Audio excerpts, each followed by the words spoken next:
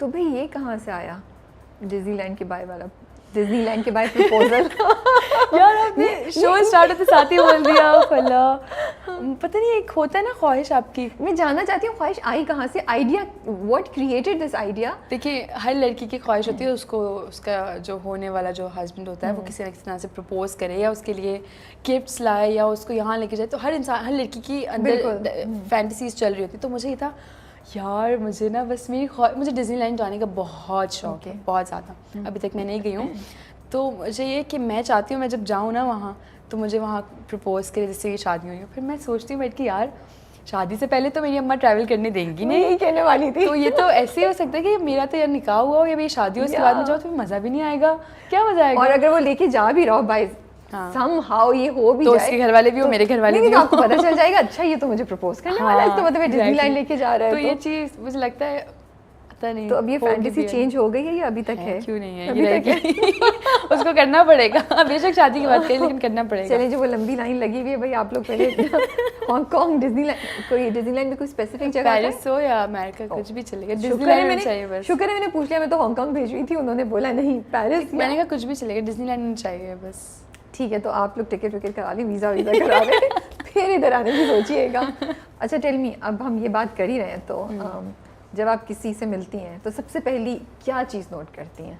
ये तो एक नेचुरल सी चीज़ है। पर्सनैलिटी अच्छी होनी चाहिए मुझे लगता है। ओके, आप इतने गुड लुकिंग नहीं है बट आपकी पर्सनैलिटी होने से पता चले कोई आया है, ऑरा होना चाहिए था। हाँ कि कोई आया है। ज़रूरी नहीं है कि बाल अच्छे हो या बहुत हैंडसम हो या बहुत गोरा चिट्टा हो, यू नो लड़कियाँ देखती हैं, नो बस लगे कि कोई आया कि हाँ भाई एक, तो वो चीज़ में देखी कोई आमद हुई है। हाँ कोई आमद हुई है, कोई गुजरा है, कोई गुजरा है, हाँ हवा के झोंके के साथ जी। ओके, तो what impresses you in a guy? Like चलें अब ये स्टेज तो गुजर गई, थोड़ा बहुत जान लिया, तो फिर क्या चीज़ आप किसी को थोड़ा बहुत जाने के बाद किसी को सेंस ऑफ ह्यूमर करना। अच्छा ओके, और फनी होना चाहिए बस, जिंदगी गुजर जाए ना ताकि आराम से, थोड़ा सा फनी होना चाहिए, हंसी खुशी रहें ताकि, और रिस्पेक्ट करे बस मेरी और मेरी फैमिली की और सबकी, हर एक की रिस्पेक्ट करे।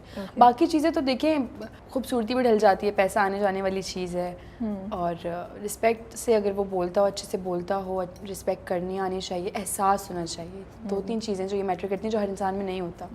एहसास बहुत ज़रूरी है, एहसास होना चाहिए हर एक चीज़ का। ये आपने बहुत अच्छी बात बोली, एहसास होना चाहिए। I think that's very very important, very important. चलिए जी, वीज़ा आपने बाय का कराना है, आपकी आमद का पता चलना चाहिए, एहसास अंदर डालने थोड़ा, एहसास और रिस्पेक्ट होनी चाहिए, नहीं सेंस ऑफ ह्यूमर होनी चाहिए, तो आप इन चीज़ों पे आप लोग काम कर सकते हैं। सेंस ऑफ ह्यूमर अच्छा होना चाहिए उसका, ताकि उसे पता हो क्या चल रहा है ज़िंदगी में। अच्छा, सो डिसअपॉइंटमेंट ज़िंदगी में आती रहती हैं, आप माशाल्लाह से हाफ़िज़ कुरान भी हैं, दुआ बड़ी इंपॉर्टेंट चीज़ होती है मुझे लगता है, तवक्कुल, चैलेंजेस, ये सब किस तरीके से ज़िंदगी में आपको इनको आपने प्लेस किया हुआ है, इनका क्या रोल है आपकी ज़िंदगी में, और अब तक की जर्नी में ज़िंदगी के इनको किस तरीके से आपकी ज़िंदगी को इम्पैक्ट किए अब तक? मुझे लगता है मैं वक्त से पहले बहुत बड़ी हो गई हूँ शायद, क्योंकि मैं वक्त से पहले घर से निकल गई थी, मैंने अच्छे बुरे हर तरह के लोगों को देख लिया है।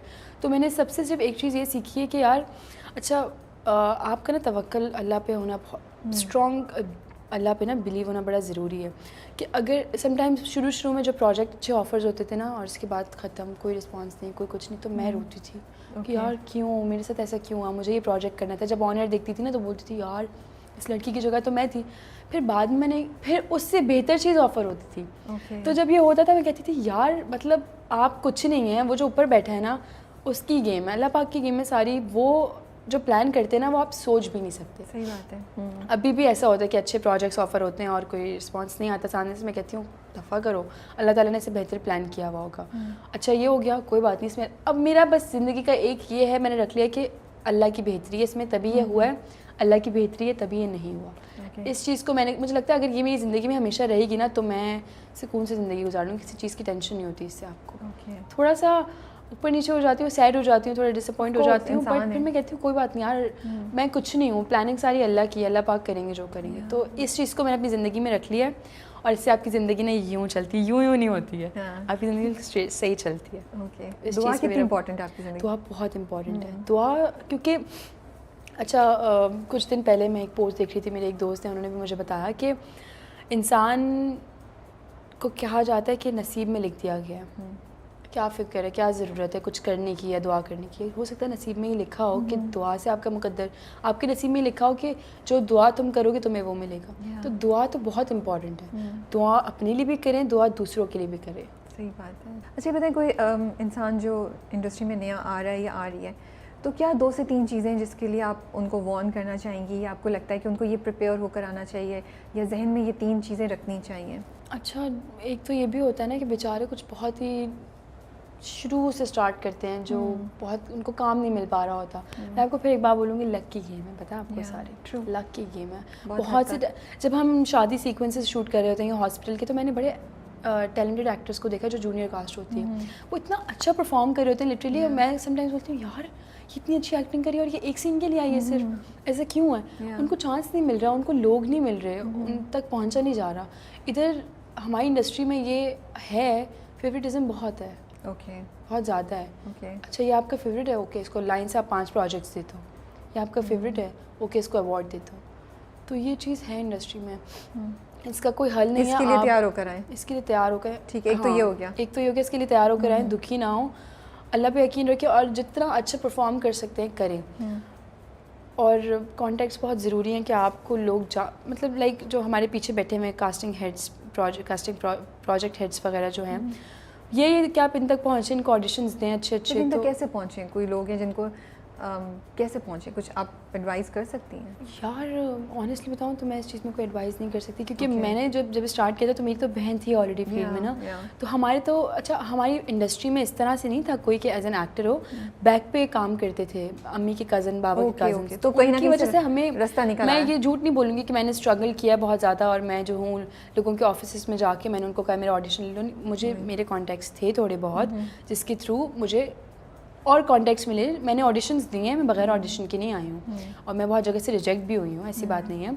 बस कॉन्टेक्ट्स होते हैं ना आपके पास, और अब तो इतनी एजेंसीज़ बन गई, एजेंसीज़ के थ्रू इतने काम मिल रहे होते हैं, कास्टिंग एजेंसीज। हाँ, तो आप यही मैं बोलूँगी कि लगे रहें, कॉन्टेक्ट्स निकालें, अपने ऑडिशंस दें, अच्छा काम करें, और उदास ना हो अगर आपको अच्छा प्रोजेक्ट नहीं मिल रहा। क्योंकि देखिए जो मेहनत करता है ना, अल्लाह पाक उसके साथ होते हैं, कभी ना कभी मेहनत तो मेहनत रंग लाती है ना। ट्रू।